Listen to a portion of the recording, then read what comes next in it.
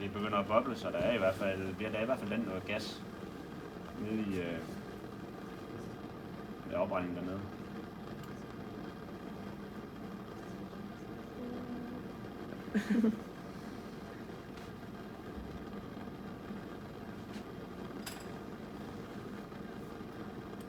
Jeg kan se, om det er helt uklar nu. Forhåbentlig kan I se, at det bliver uklar. Ja. Der bliver dannet masser af kalk.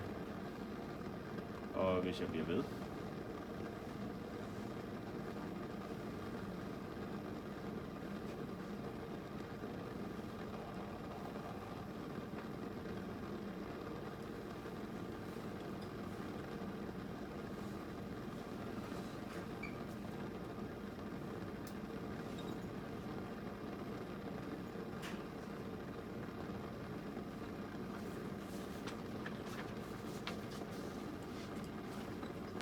skulle I gerne kunne se, at den bliver klar igen.